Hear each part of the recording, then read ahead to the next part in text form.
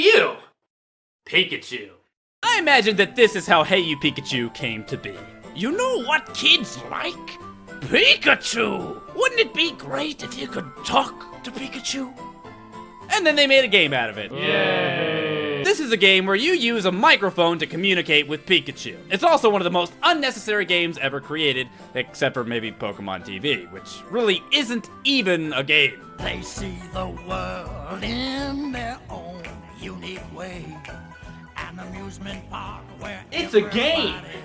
But hey, I mean, aren't all games really unnecessary? I mean, they are called games for a reason, so who knows? Maybe Hey You Pikachu's fun. To be honest, I've never played it, because I don't know. What? To be honest, I've never even played it, so let's check it out. So the game starts off, and we're some faceless, nameless kid who hangs out with Professor Oak all day. And I've already exposed some of the more disturbing things about our professor friend here, so I've got my eye on you. Today, Oak has a test for me, and what's that test? Battle a wild Pokemon with Pikachu? Go on an epic adventure with Pikachu? Climb to the top of Mount Everest with Pikachu?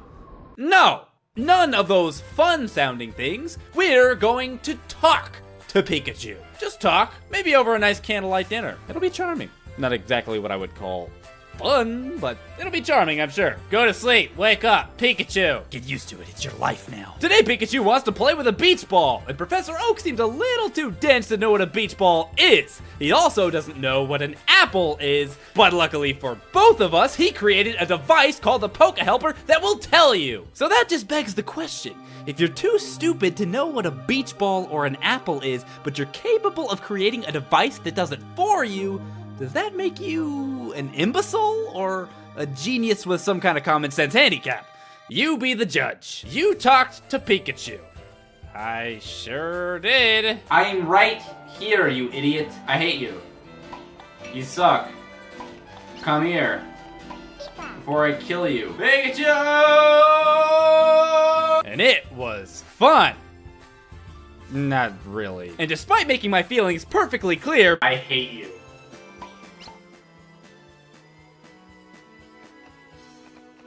Pikachu decides to come back the next day anyway. And now we're off for a lovely afternoon picnic. And as per the usual, Professor Oak tags along for whatever reason. You're lucky. I've always wanted to see the daily activities of a wild Pokemon. So you're telling me you're a Pokemon professor and you've never studied the day-to-day activities of a wild Pokemon? Ever. What exactly do you do again? I mean, of course, besides making contraptions that identify fruit and following around a 10-year-old boy all day. Speaking of the Poke Helper, just look at this thing! The analog stick is completely one-to-one! It's like Wii Motion Plus before Wii Motion Plus even existed! I take back everything I said about Professor Oak. He is a genius! I'm also possibly getting a little too excited about this because this is sadly the most fun I've had with this game so far. Which is pretty pathetic. The actual game consists mostly of little events, or I use this term loosely, games that you can participate in with Pikachu.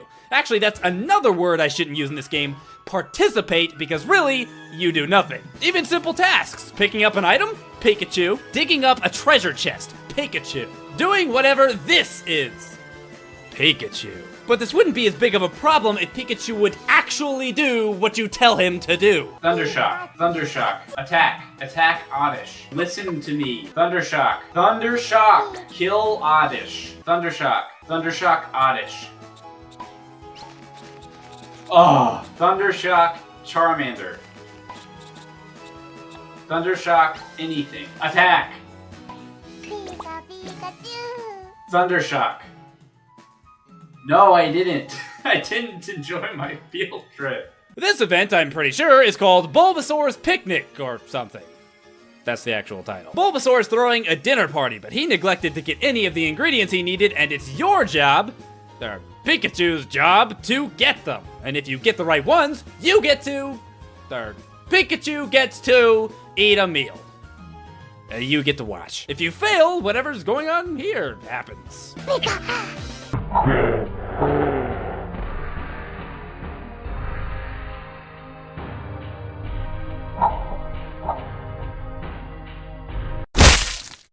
It took me a little while to figure out why I kept failing despite getting the correct ingredients. It turns out that you need 2 of one of the ingredients, but the game kinda neglects to tell you that. It does, however, give you some hints while you're out in the field. If you forget what you're looking for, never fear. Pikachu will remind you. See? That. We need to get a that. Then there's a little game where Pikachu has to babysit some Caterpie. They get hungry, you get the food, whatever, who cares? I have a little theory about these Caterpie that's gonna blow your mind. If Butterfree is the mother, then who, dare I ask, is the father?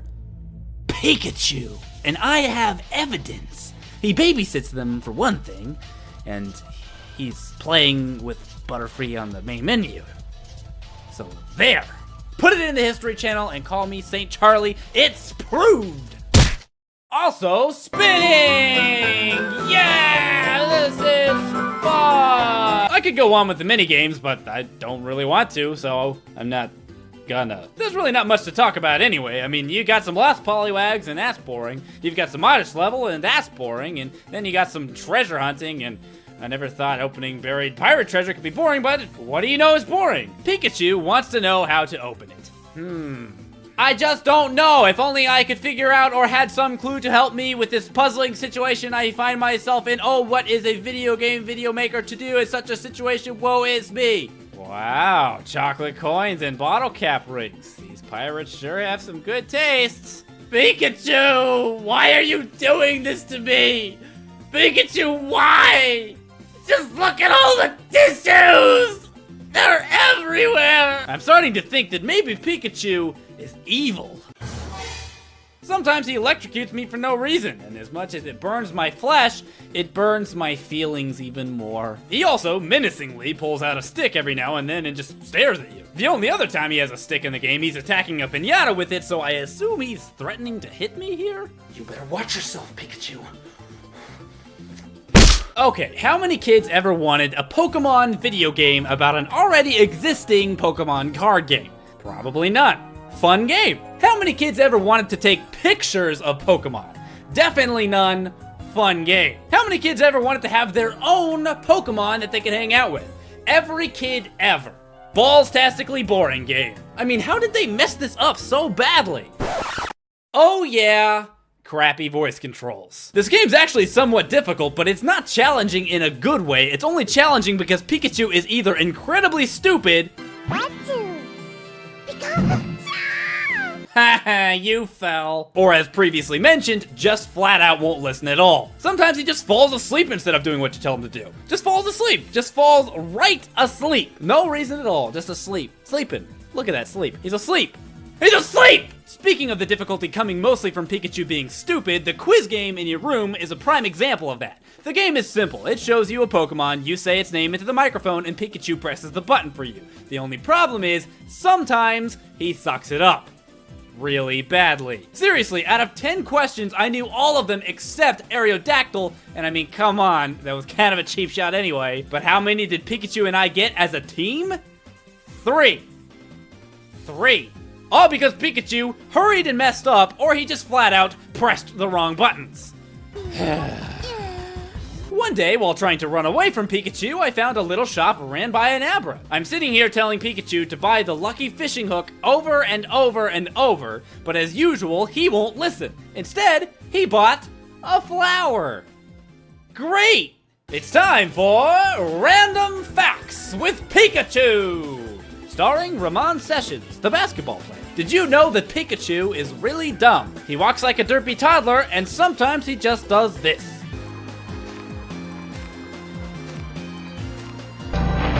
It's a commonly known fact that Pikachus like to throw things. Sometimes yellow stink balls. I actually really don't know what that's supposed to be. Pikachu may like to throw things, but what does he not like? Sony. If you say PlayStation, he gets really mad and does a Thunderbolt. Well, most of the time. Sometimes he's pretty okay with it. I mean, even Pikachu's gotta get his Katamari on every now and then. And that is all for Random Facts with Pikachu! This episode of Random Facts with Pikachu is brought to you by Carrots and Peas. You know, this game is actually fun. The amount of actual fun I'm having is astounding, actually. I think I would actually put this on my actual top 10 list of actual favorite games that I actually have showing up on the actual screen right now. Actually, I'm lying. I gave it a real shot, but this game is boring. Really, really boring. It's in fact so boring that I can't even think of a way to end this. So instead of something clever and interesting, I'm just gonna count how many times I said Pikachu in this video. I've always been a big fan of Luigi. Maybe it's because I generally prefer sidekicks to heroes, maybe it's because I was the younger of two brothers growing up, or maybe it's just because Luigi is so dang sexy. Yeah, yeah, wee, yeah. Usually when you think of Luigi as a main character, you think of Luigi's Mansion, but he also starred in a slightly more obscure game, Mario is Missing, and let's check it out now. Because that's what this video's about. Right from the get-go, Mario is Missing decides to ditch Mario in favor of his less renowned brother, Luigi. Which would be kinda like having an episode of PBG and replacing me with Pixel. Which I'm fairly sure would make for a much better video, actually. So Mario, Luigi, and Yoshi decide to meet up next to some random castle in the snow so that they can... when Mario suddenly falls through a trap. Luigi, seeing his brother taken away from him right in front of his eyes, swiftly responds with great courage and bravery. You wait here. I'm going in to find him. Luigi? Where are you going? He went down there, I think. I mean, maybe, well, I don't know. So Luigi's now in a room with a bunch of red doors. Let's just go through the first one and see what happens. Well, this wasn't what I was expecting. I don't know exactly what I was expecting, but it certainly wasn't a town with enemies and people walking around. And what just happened with that Koopa? I jumped on him and he just rocketed up into the sky. Most of the other guys don't do that. They just kind of poof up like normal. And what's with this thing he left behind? Is that an item? I don't even have a guess as to what this is supposed to look like. But whatever, I picked it up by jumping. I'm pretty sure. I don't remember the last time I was this unsure of what I was supposed to be doing right at the very start of a game. Well, let's just try talking to people and see if they have any input. The arena was built by an emperor way back in AD 72. You're on a boot-shaped peninsula in southern Europe, somewhere in the Mediterranean. The Trevi Fountain is one of the best-known landmarks in Rome? Wait. This game is trying to teach me stuff. Is this an educational game? What a jip! I've never been so insulted in my life. I mean, just take a look at this box. Mario is missing. Luigi needs you and Hal. Stop Bowser, save the world, and Mario now. That's a good poem. Nowhere on this box does it mention that you're about to purchase a game that's main goal is to learn you things. At the very least, one of these bulletin points should be something along the lines of, just FYI, this is a game about geography, so don't get too excited. Big surprise, this game isn't all that fun. But if you use your imagination a little bit, maybe we can make it fun. How about, the roads are made of lava, you can't touch them. And that's it.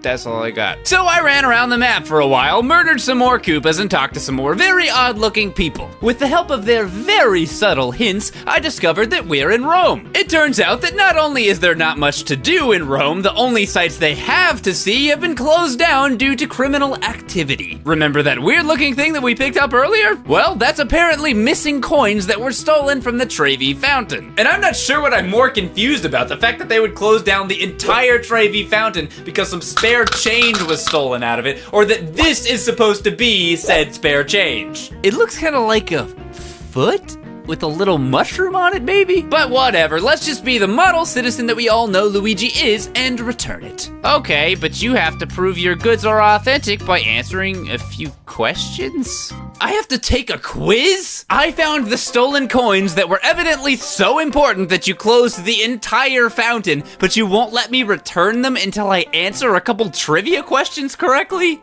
I don't need this crap. I don't even know I'm trying to help you in the first place. Whatever happened to saving Mario? As it turns out, it doesn't really matter if you get them wrong because you can just leave, come back, and re-guess a seemingly infinite amount of times anyway. Also, is this what it meant on the box when it says, endure entertaining examinations? The fact that this is not actually that fun aside, I don't think I've ever heard the word endure used to describe something that was supposed to be entertaining. Once you get the correct answers and return the coins, lines, you can finally check out the Trevi Fountain. Cool. But there's still 2 more missing artifacts that we have to find for some reason. A spear from the Colosseum and the entire ceiling of the Sistine Chapel, which was seemingly stolen by this single Koopa. Bowser should seriously consider giving this guy a promotion because he is good.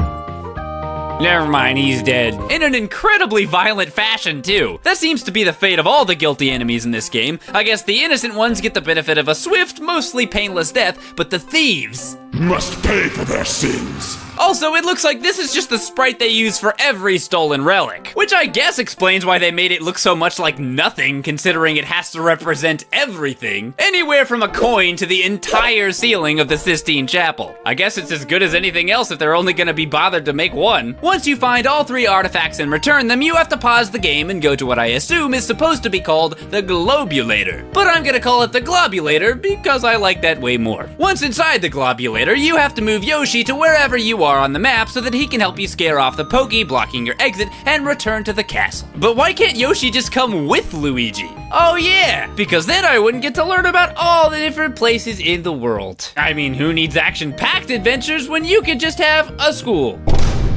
That's really all there is to this game, and since there's no real penalty for answering the questions incorrectly other than possibly missing the time bonus to get extra points, you don't even really have to talk to any of the people walking around. And since the Koopas don't actually attack you at all, it's not like you can lose. Each level is the same. Find the Koopas, kill them, and then guess at questions until you get them right. The box may be misleading when it comes to the gameplay, but otherwise it's pretty honest. All you need to do is endure. Go, Luigi, run around and walk up to the info stand and answer questions. Just endure. Go on a Great Wall of China tour. Don't you sweat it, it's so easy. Something, something, lemon squeezy. This entire bit is super cheesy. I forgot heights make me really queasy. Come on, Luigi, you can do it. Travel the world, there's nothing to it. Also make some money? That's the spirit. If I don't beat this soon, I'm probably gonna quit.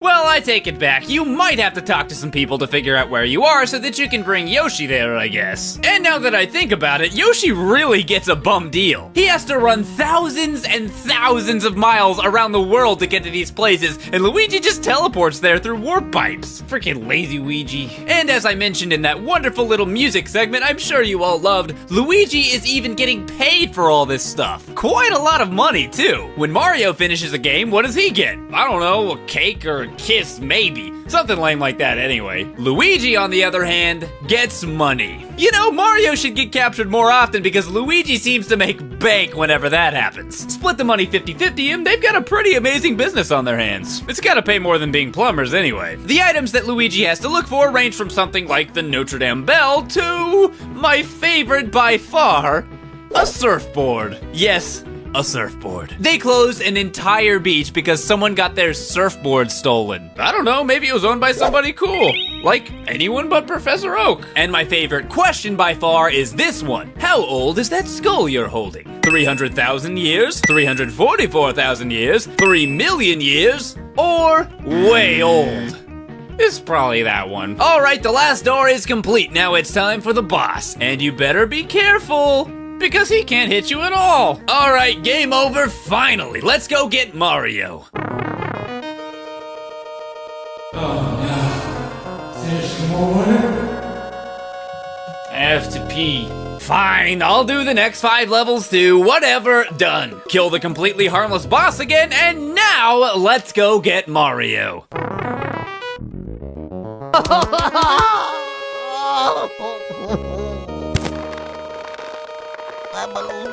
After you endure, yes, they really meant it, the 3rd floor and boss, you finally save Mario. But uh-oh, Bowser! Luigi flips a switch that for some reason drops him into a cannon, and off he goes.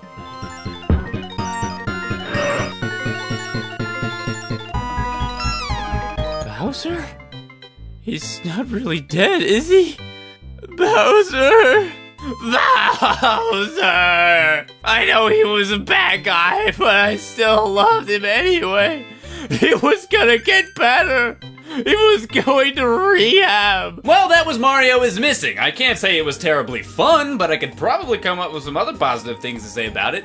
Like, it's a video game. I kind of like the way the box looks... And speaking of the box, I can imagine a lot of kids got this for Christmas and were really stoked, only to figure out that this actually looked more like this. It's a trick! But oh well, at least the Mario brothers are back together again.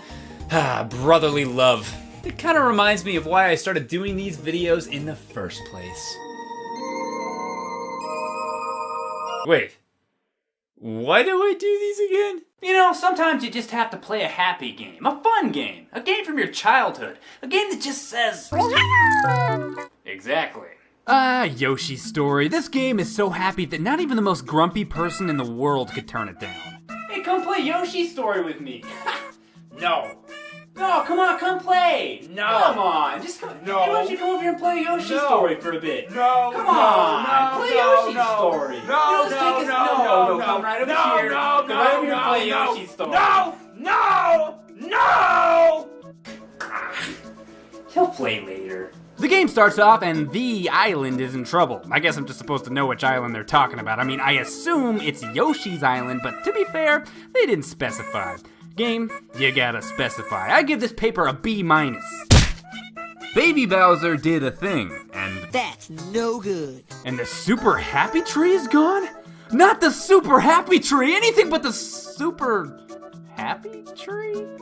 Actually, it's not even a tree, more like a vine with some fruit on it. So now some baby Yoshi's gotta find it. And what's their master plan? They just gotta be super happy. You know, eating fruit, having fun. Usually solves most of my problems. Yep, you heard me right. All you gotta do is eat fruit and be happy, and that's how you progress through each level. Kill enemies? Nope. Reach a checkpoint? Nah. Defuse a nuclear bomb and save the orphans while stopping an alien invasion? I think that's the last level, actually. Oh, I can't go this way? Nobody tells me what to do, punk.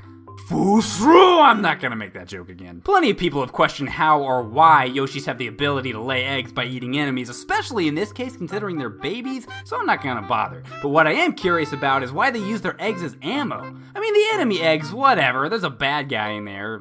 I'm pretty sure. But what about the eggs you get out of the boxes? I mean, they look exactly like the eggs the Yoshis were hatched out of in the beginning. Are the Yoshis using their babies as ammo? Are little Yoshi babies sacrificing themselves for the cause? Did they volunteer or were they drafted? If they're old enough to fight in a war, shouldn't they be allowed to purchase alcohol? Why should young Yoshis die while the older Yoshis sit home and profit from it? Was I actually going somewhere with this, or am I just making stuff up at this point? I think it's the latter. Man, this game is just so adorable. I haven't seen anything this cute since the Poke Park 2 commercial. Holy crap! Just look at all the Pokemon! There's so many Pokemon! Why is there so many Pokemon? Holy crap! Oh no! Press start to pause. You'll see Yoshi's mood and much more. Yoshi's mood, 949. Huh, 949 mood. That's pretty good. At least, I think it is. You can't eat it, but if you use your tongue, you'll be surprised. Pfft, I'm not gonna be surprised. Whoa, I'm surprised! Whoa, it's a race! It's a race! It's a race! Out of my way, bananas, I'm in a race! I'm winning! I'm winning! And before you know it, I beat the level just like that. I know this is the first level, but this game is ridiculously easy. I mean, there's gotta be some kind of string attached to this. Oh. Here it is. Okay, we're good. So this game goes from this, the first level, to this, the second. If they were trying to scare the piss out of some kids, I think they succeeded. It went from cutesy to terrifying faster than I can think of a good pun. I really think I should redo that. As you can tell, I chose the red Yoshi for this level because as I learned from Adventure Island, red dinosaurs can live through exposure to lava. Oops. That's not living. Yoshi, it's cold. It's cold. I can see the light, Yoshi. I can see the light.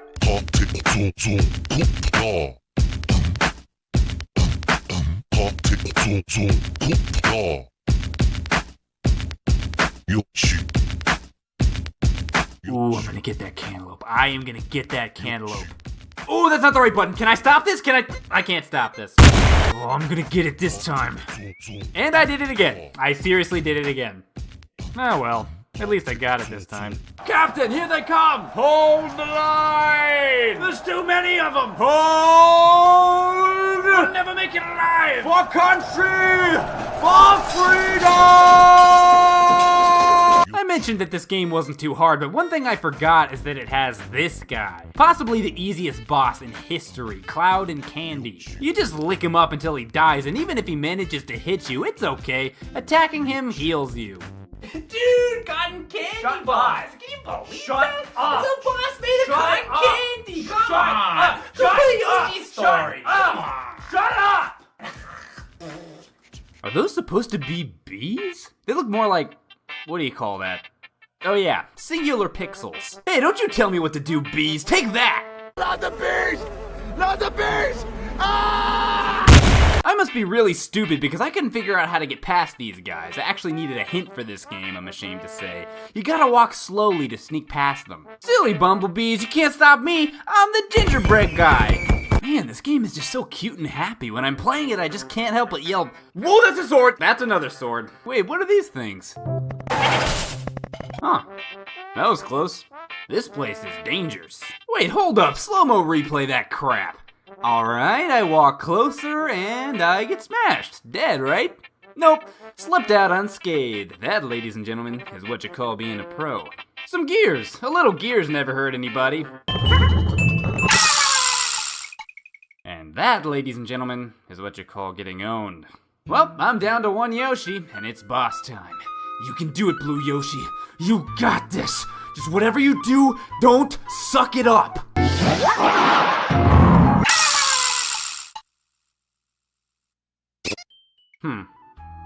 You sucked it up. What am I gonna do? That was my last Yoshi. It's hopeless now. Hopeless! Wait, what's this? Red Yoshi back from the grave! He's come to save me in my time of need! Yes! Red Yoshi! Let's do this! I'm counting on you, Red Yoshi! You can do it! I believe in you! Whatever you do, just don't suck it up!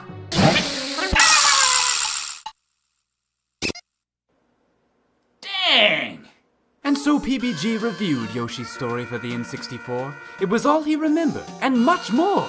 He really sucks, but that's okay. He gets beaten up every day.